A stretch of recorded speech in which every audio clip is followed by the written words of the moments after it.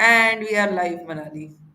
All right, everyone. So after 2 Tuesdays of tech glitches, Manali and I are finally live with our Tuesday talk with iThrive. And this month we're actually covering a lot on hair loss, hair growth, and we thought of talking about that today about hair thinning in women, especially what is at the root of that problem, right? So, for those of you who don't know yet, Manali heads our R&D division. She's the chief of R&D at iThrive, and you'll only find her like doing some deep research in some corner, if not making reels that are.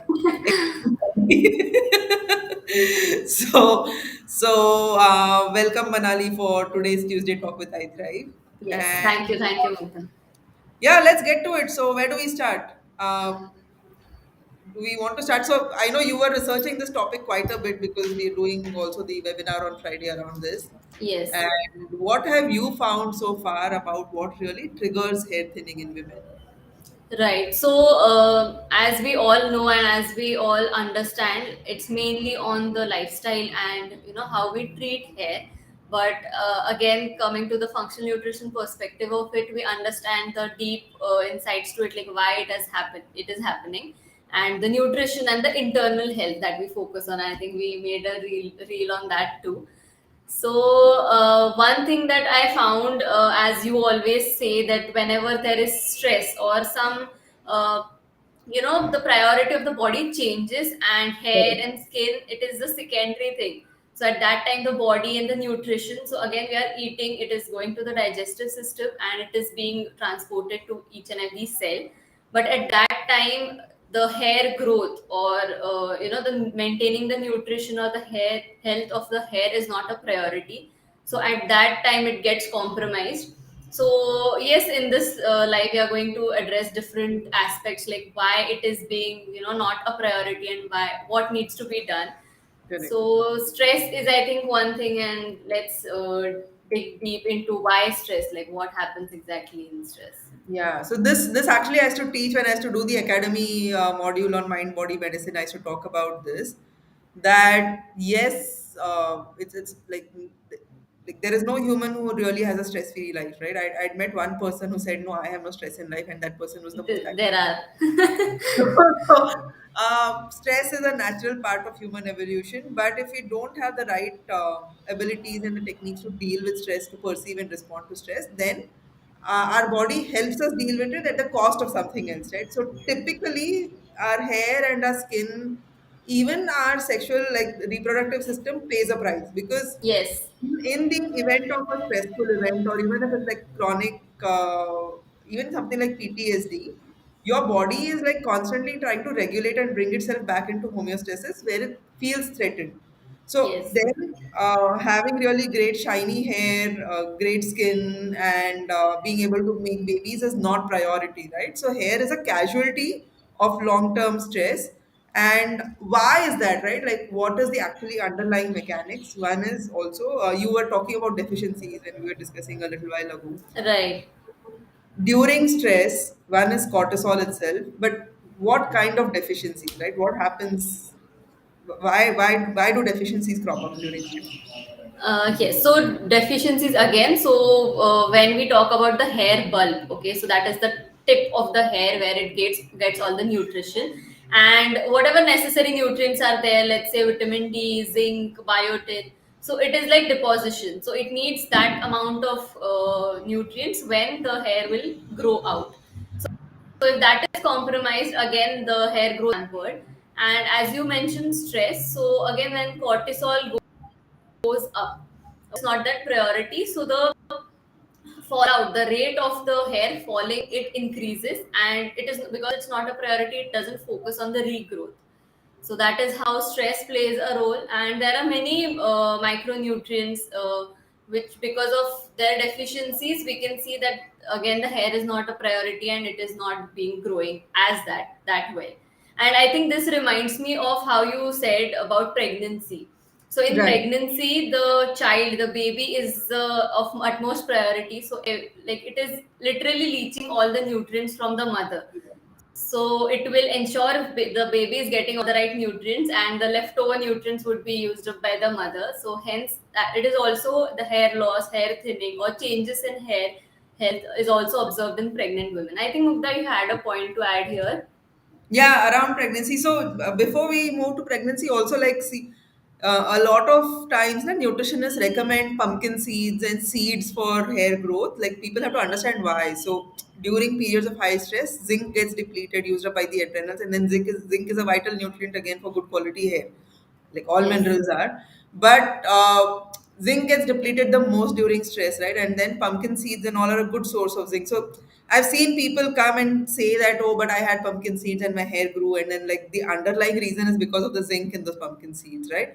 And then coming to the pregnancy point, there's also like I personally also experienced this during my pregnancy. I had like the lushest hair growth during pregnancy, right? Like, and I think it's something to do with the growth hormone that's surging through the body. All the hormones are primed for growth, right? Like growth of the baby. Yes. That created my growth. Also, I also became like extremely overweight, but my hair really, really became nice and lustrous during pregnancy and post delivery. Within a couple of weeks, or by the third week, I started noticing large amounts of hair, like just losing hair. And I panicked. I thought like I'm gonna go bald now. And then I realized later that a lot of women experience post pregnancy hair loss. Why that happens is the growth hormone that was surging through your body, that was triggering even follicular growth for your hair, that's no longer there, right? So as the levels start, and a lot of women report hair loss after 3 months, post pregnancy after 3 months, because typically the whatever that anagen phase or that phase of the hair, the Hmm. resting phase of your hair is usually 3 months, right? So if all those hormonal surges are not being experienced by your body, there's nothing to push growth, so it starts falling. Secondly, so primarily hormonally driven, but like the point I want to make here is you lose hair and it'll look like you're losing a lot of hair, but if you actually compare it to your pre-pregnancy hair, it's the same volume, right? So this is just the extra hair that It's grew that just the seems, extra. Yeah. it's a shedding of that extra hair. In my own case, also, I had the same amount of hair pre pregnancy after the shedding entirely happened, and I did not go bald like my worst fear. But so that's about pregnancy. And if I think the tech glitch is back, but Manali also is back. Yes. Yeah, and the other thing, Manali, remember you were talking about thyroid, and then see the pregnancy hair loss also has a lot to do with how a lot of women experience thyroid issues post pregnancy, right? But whether pregnant or not, thyroid dysfunction itself can cause hair loss. What is the nature of that?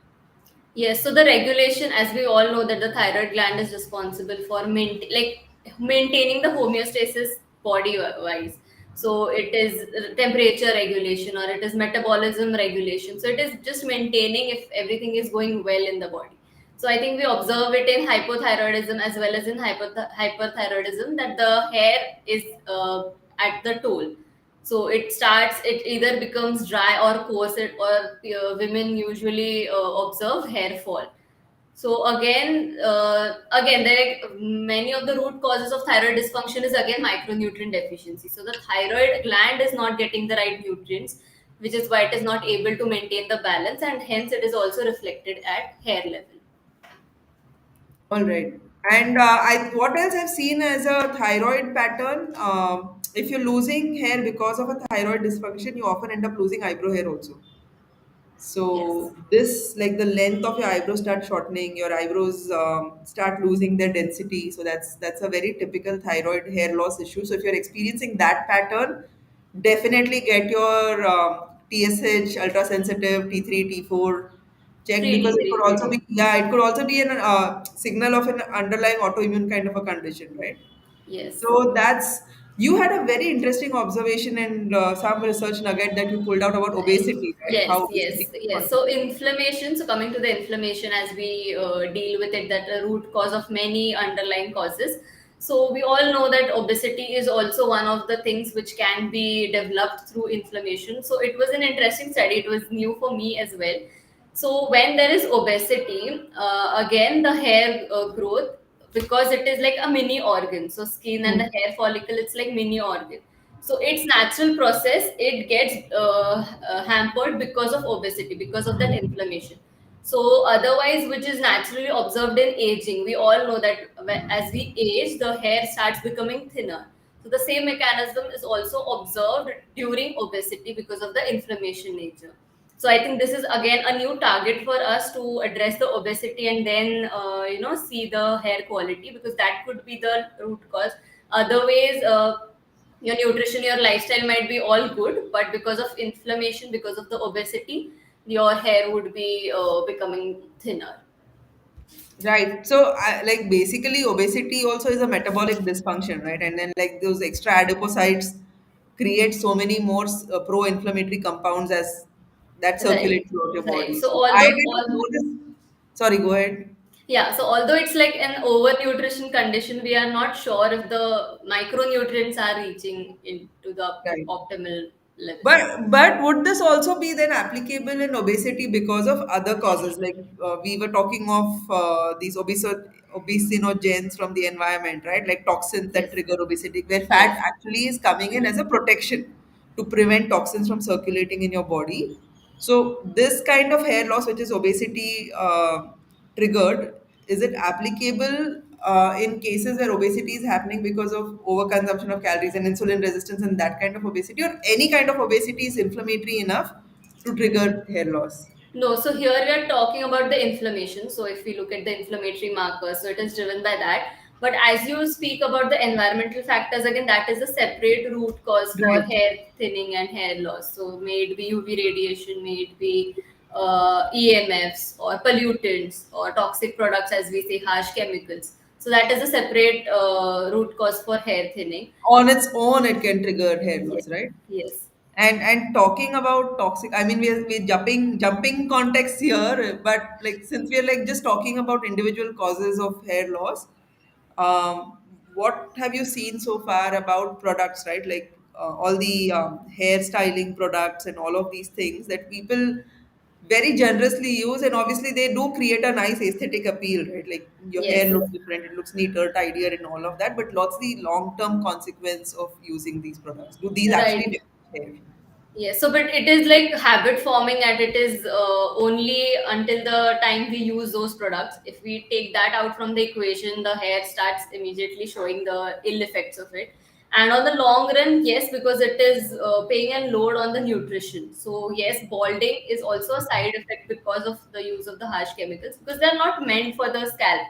At the end, scalp is also skin, so it is affected by the harsh chemicals. May it be harsh like heating treatment if it is frequent. So again, it adds to estrogen. So we recently did a podcast on xenoestrogens as well. So it adds to the estrogen load which is already there in our body. It is naturally being produced, but it is like added extra estrogen which our body doesn't require, and then the body doesn't understand how to handle it. So again, the entire mechanism gets disrupted, Yeah, and and then if your detox pathways are not functioning well, then even like getting these xenoestrogens out, they're just going to keep circulating in the system, and right, then and the exposure, if you look at it, and the pollutants, and there are some things which we cannot control. And on top of it, if you are adding harmful chemicals, let's say high in sulfates and parabens, it is like everyday dose of toxins, and the seesaw, the equation of it is like imbalanced and higher on imbalance. the toxin load. Now, I've noticed like some products after using them immediately I've had hair fall, right? And someone had once laughed at me like, "How can you lose hair immediately?" But I really have experienced I that, even I have observed right? So there this. is that immediacy also of like some ingredients that you apply it on your scalp and your scalp just rejects that along with your Right, hair. yes. Like, don't dobara mat karna kind of thing. Yes, yes. All So right, that so is that, and then we were also talking so from hair products and like shampoos and soaps, right? So we'll come to solutions and what our recommendations are anyway. But going a little bit there, right? So we have one end of the spectrum where there's a lot of things being applied and all of that. There's the other end of the spectrum where hygiene is not being maintained. yes, Does yes. that contribute to hair loss as well? Yes. So when we talk about not maintaining hygiene enough, which is not washing the hair frequently, or sometimes like I think even applying oil, it is a big of controversy. Like should we apply it, or how long should we keep it? right? Because at times what happens, it adds or it attracts all the dirt and deposition on the Right. scalp. So even like the skin, the scalp needs to be cleared. So if we are working out, if we are It doing needs to exercise, breathe. Yeah. right, exactly. So even if you are not able to wash it, let's say two or three times a week, at least make sure you are washing the scalp, not the entire hair, but keeping the skin clean. So yes, because I think you also mentioned that when it is a case of dermatitis, which is skin inflammation. So again, because scalp is also skin, it gets blocked with dirt and oil, and because of the fungal development, it could lead to dandruff, and then it blocks the skin and it cannot breathe, and the hair bulbs do not get the enough space and nutrients to grow out. So I think again it leads to It hair just thinning. causes. So you said fungal, right? And that's another thing we've seen. Like if people have an overload of candida or like seborrheic dermatitis due to like this malassezia or any of these yeasts, like fungi and yeasts are notorious in triggering hair fall. Like even including like just patches of hair falling off because that skin has gotten so inflamed because of that infection. So that's one more thing you should be checking. So if you're someone who's experiencing hair loss, hair thinning, check if there's an underlying infection um, that's happening and that's triggering this. Um, so I specifically now want to go into nutrients, right? So we spoke of any other root causes that we missed out on. Hormones, like general hormonal imbalances. How does that trigger hair fall? Right. So I think I've observed it in cases of, let's say, menarche. I think the early stages of menstruation, may it be next stage could be pregnancy. Then I think in menopause also women experience that their hormones, because hormones are on toss, they observe change in their hair growth.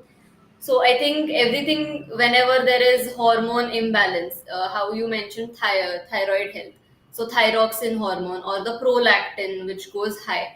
So again, it increases the damage on the hair follicles, and which is why there is increased amount of hair fall or hair loss, hair thinning.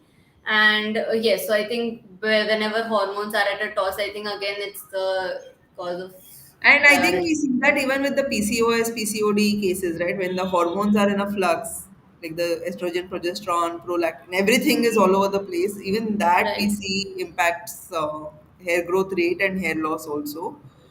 One thing we didn't discuss was also post COVID, like long COVID related hair Yes. loss. So we'll come to that. But yeah, the autoimmune conditions, right? Like, so there is alopecia areata, which is an autoimmune condition where people lose hair, like the tissue that gets targeted is the scalp tissue itself. But other than that, you were speaking of drug induced and then Yes, autoimmune induced hair loss, right? yes, What is yes, that? yes. So when we speak autoimmune, it is, as the name suggests, it is autoimmunity. So our immune cells are attacking on our own body, which in this case is attacking on the skin, like the hair follicles. So again, as a like, where our body is not able to recognize if it's an antigen, virus or bacteria coming from the outside, or it's our own hair follicles. It by mistake attacks our own cells, which is why it could lead to hair thinning. And talking about the drugs and medicines, so how we talked about harsh chemicals which are applied on hair, like hair products, even the harsh medicines, pharmaceuticals which are of high dosage, many of those medicines have side effects like hair loss or hair thinning, because again it is attacking on the cells and it is too harsh for our body to take in. So as a result, as a side effect, our body starts losing out hair, and yes, so it needs time to recovery until it gets everything in homeostasis and balance, until it regrows the hair. And now we've spoken of the root causes, like the assorted root causes why Yes, somebody could be actually losing hair, right? So, yes, how does one find out what is really at the root of they not having hair roots? right. That So is such I a good point. Sorry. Yeah, what is at the root of someone roots. losing hair? Yeah. Yes. So, as we say, I think through our this assortment, we got an idea of where different aspects, or not just diet, not just lifestyle, anything, any chemicals. It could be like varied. So, I think pre-scanning, that's where I think our consultations help, or talking and scanning, or checking yourself through all these areas where you're lacking, or some wherever you think that there could be a disturbance. That reminds me of also, tendencies of eating disorders. So some people Right. have like playing with hair, or they pull out hair when they are stressed. So that adds again to a trauma, which is like physical trauma to the hair, and it impacts the hair health. So we need to scan all these factors, and I think that's where our root cause analysis, the blood testing helps, because internally, obviously, we can check the lifestyle diseases, lifestyle modifications and patterns, but internally we need to check if our body, if our system is getting all the right nutrients. So there are many nutrients which we covered in micronutrient deficiencies, maybe iron, folic acid. I think many people know that people recommend biotin, vitamin Biotin. I was just B7. going to ask you about biotin. Yes, Everyone says hair loss is equal to like to improve, take biotin. But there are so many other nutrients that are involved right, in the picture, right? right. Yes. So So there's things, your B complex and then biotin, but even iron, like if you have anemia, you could be right. losing hair, right? Like iron deficiency, anemia can cause hair loss. Protein deficiency, like extreme protein deficiency, of course, is that malnutrition disease called kwashiorkor, which we all learned. But protein deficiency actually happens more on a day-to-day, more insidious way, and it shows up in these things like losing more hair than you should be. Yes. So protein, I don't think anyone ever loses hair because they're not having enough carbs, no? No, like I'm genuinely asking, like when So you eat nutrients, no, carbs has no role to no, play. no. And I think it's hard to find people who don't have enough carbs. I Yeah, know like there even are people who do hypothetically, I don't keto. think that they would ever lose hair. Like hair, I mean, not They are having made carbs of and the protein. stress that creates, that's Yeah. a separate thing, right? But as a nutrient, protein is the biggest, most important macronutrient, and then you have the micros, which is your iron Yes. and B complex and all Yes. your vitamins and Yes. minerals and all of that. And then, so one is like get your test done to find out these root causes, right? After that, we spoke of a lot of autoimmune things that could be Yes. impacting on hormonal imbalances. So, how do people discover that if that's at the root of it? Yes, so there are separate like advanced tests for, like, once we do the basic panel, we look at the blood. There are separate advanced tests for detecting autoimmune. So if it is an autoimmune, conditions are always related. So if you have autoimmunity at one particular location, let's say hair, you also might observe it in your skin or near your thyroid or your gut related.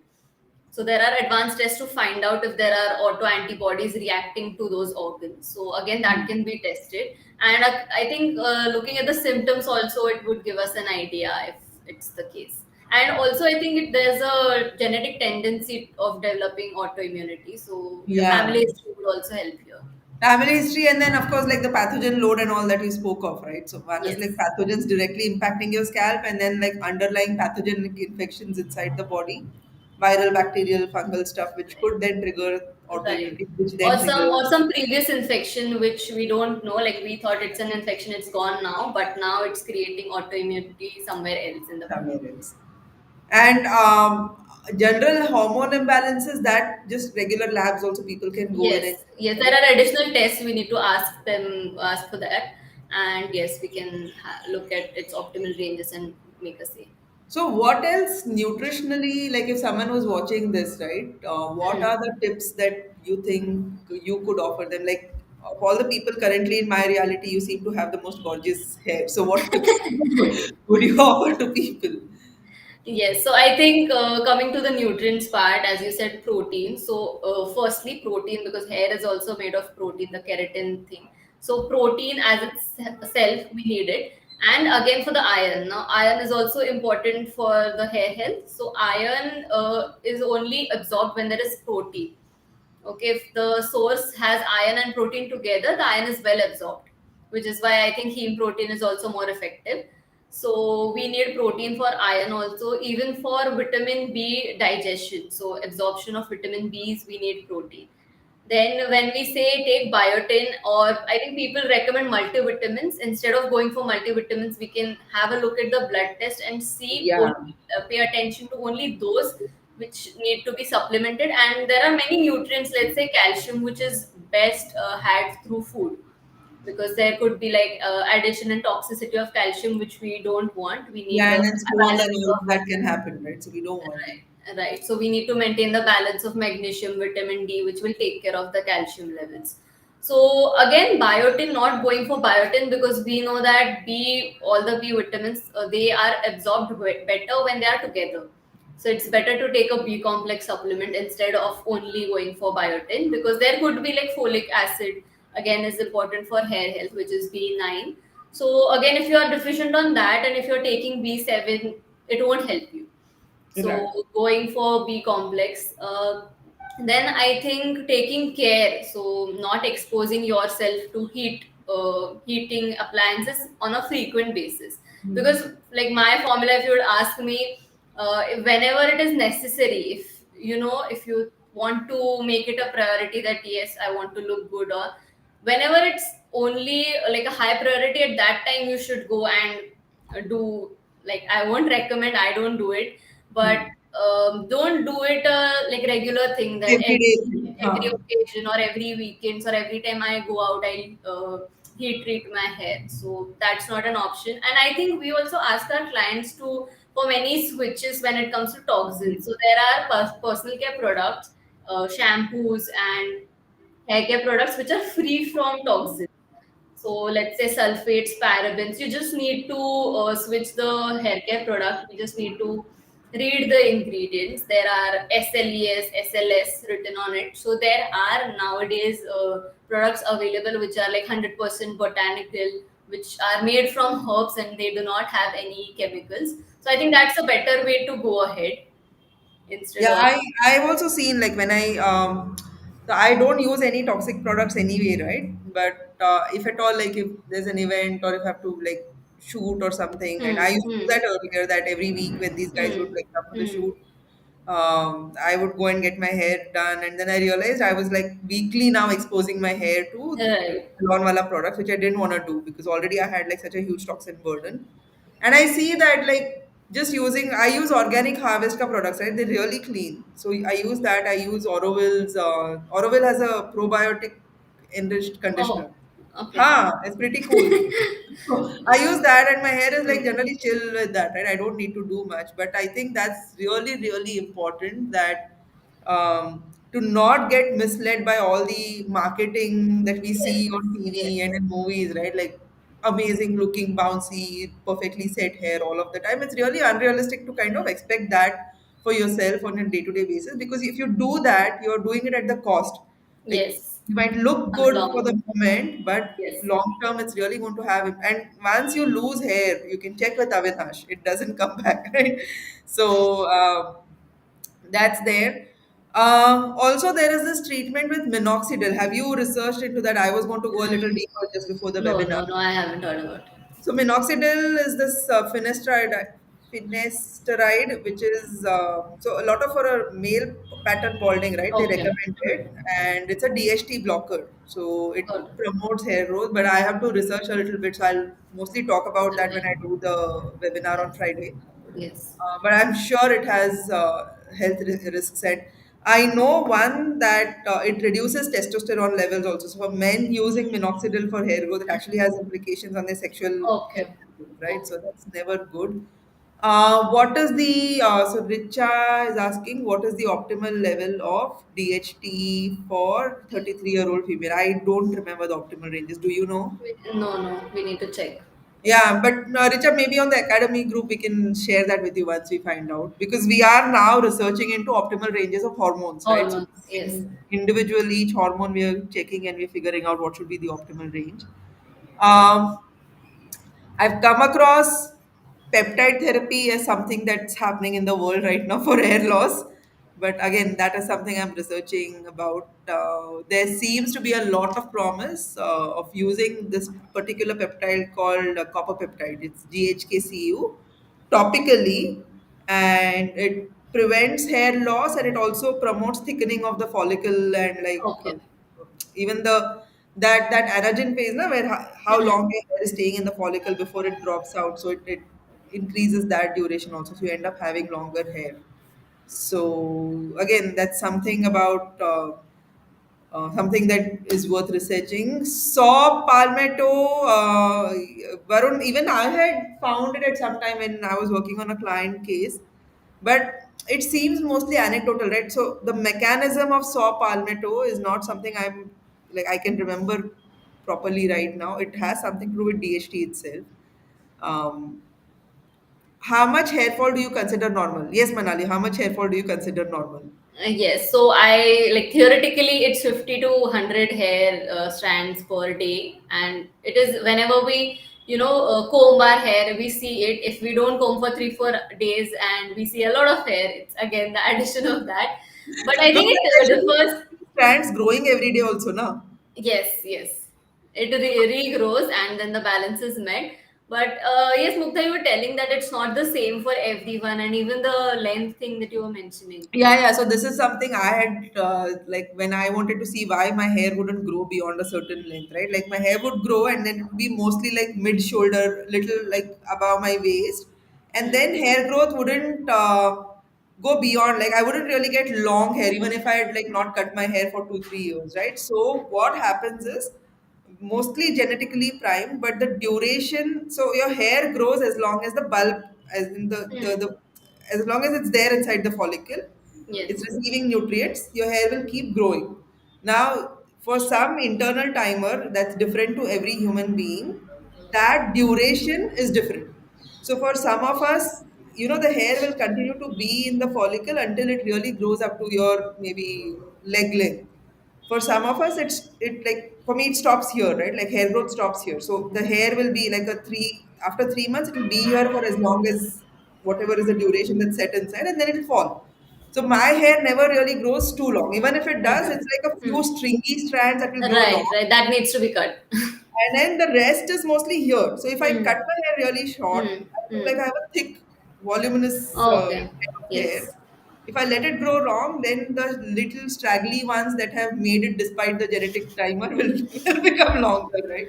Yes. So So in this case, like if we do give, like if we are ensuring that the nutrition is met, still it won't grow beyond that length, right? there is an internal timer which determines when it's supposed to fall, right? Okay. So and maybe things like your copper peptides and all can increase that, and then if it's there Hmm. for longer, it's receiving nutrition longer, it might grow longer, Okay. right? So Okay. we We don't need know. to So we maintain are sharing what we have so far research and uncovered and found. what we've Yeah. discovered and what we've seen with our client work. And I'm sure there is like, and hair is not our primary area of research. Like if we were Richfield as a company, we would have done research only on that. So Varun is saying that saw palmetto acts like a inhibitor to alpha reductase. Okay, so that's not Not something I a. know much about. Maybe I don't know, Manali. Do you No, know? no, no. Even I haven't heard. But what we've seen now is like just correcting nutrient deficiencies, like getting higher quality nutrition into the system, taking care of these autoimmune things, bringing back hormonal Yes. balance itself brings a huge turnaround in a lot of people's hair health. And long COVID, one of the symptoms was lots and lots of hair Yes, loss. I think I've heard many people say that. So there could be so many reasons, right? So COVID is like one viral infection that's Infection. highly inflammatory, right? Like the cytokine storm and all that happens is insane, and that inflammation remains for a really long time. Like people have respiratory issues even after COVID is cleared off from the system. So the spike protein in the from the SARS-CoV-2 is inflammatory. Secondly, that phase of actually suffering with COVID is something that again depletes the system. And I think it does trigger a lot of latent inflammation in the body. Like it stays in the body. Like so many other pathogens, na, Yes. SARS-CoV also doesn't get eliminated from the system.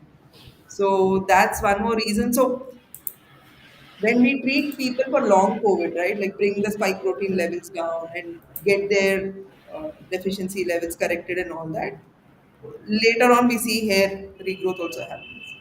But I think yes, progressively it gets better. It gets As you better, said. it gets better. But we've seen like lots of people have reported this that post COVID they lost a lot of hair. Yes. So, evil virus stopped the world from working for 2 years and then making people lose hair. Anything else you want to add, Manali? No, I think we're done. Yes, one thing. Like we put some stress on cortisol, so as as a result of stress, it hampers the hair regrowth and the fallout is more. So obviously, adding on to stress management techniques, whatever works for you, may it be meditation, may it be talking to people, or journaling, or putting it down on paper. So stress management techniques, more of those. I think yoga also helps there, and I think smoking. So again, it's like in Oh yeah. addition to oxidative stress and exposure to toxins. So if you're already doing that, if you can, like, reduce the frequency, or if you can stop it altogether, it would also add on to the hair health. That's a good point. And sleep. So other lifestyle things, right? So if you're Yes. chronically sleep deprived, your hair is Yes. going to be again through that entire HPA axis activation, the stress response mechanism. Hair is going to be a casualty of chronic sleep deprivation, right? So get enough sleep, get like the right kind of sunlight exposure, not harsh, burning hot Yes. sun on your Yes. scalp, Yes. right? Because that hurts the scalp. It really does. Water, drink water, your nutrients, your nutrition, and like just learn how to perceive and respond to stress differently from what you've been doing so far, right? And that one is a lifetime of learning. I don't think I've also mastered that. But I think that's it. So there are no Yes. more questions also. So thank you, Manali. Thank you, Mugdha. And I'd like to add, so because hair is like a visible, evident part and reflection of our health, I think people are concerned about skin, beauty, hair health, but again, ignoring the underlying dysfunctions that are going inside the body. And only when it gets serious do they realize that, okay, my organs or my pancreas need attention. But again, it could, like, hair could be a good reflector. And if you are getting the idea that yes, your internal system needs check, so I think that needs to be checked first, and then as a result, the hair health would get better. And I think of all, like skin also recovers, rejuvenates really fast, right? But hair takes very long. It's a pretty complex mechanism, na? Like you have skin, and that you Yes. have a follicle inside that you have a hair bulb, and then from that hair grows. So Uh, it's how how Johan says, I think we need to biohack again our health, hair health. Like we need to understand what works for our hair, what is the optimal temperature, what are factors required for our hair health. So, all right, Yes. absorption of protein. Yeah. So, see, when we are like both of us are obviously quite simplifying when we say protein and all, right? Protein itself has so many layers to it. Like if the quality Yes. of protein, the absorption, if you don't have the enzymes, if your gut microbiome is messed up, that's going to. So, we can speak for the next 3 years. Like, and now that I'm discovering genetics, I'm like, if your gene, you could be doing all of this, and you have your genes that are not functioning well, everything else is not going to really show any kind of results, right? So But it still gets better with lifestyle modifications. it gets better. So despite whatever gene variants I have, for Hmm. example, I'm still like able to kind of get through life, right, with a sufficiently good amount of energy. So it's just that, like, depending on circumstances, your genetic flaws might show up as dysfunction, or health might show up based on the things you've done for yourself. So that's how it is. But all right, chalo. Thank you so Yes. much, Yes. and bye Thank you bye. all. Thank you, people, for watching this. We'll see you soon. Bye. Bye.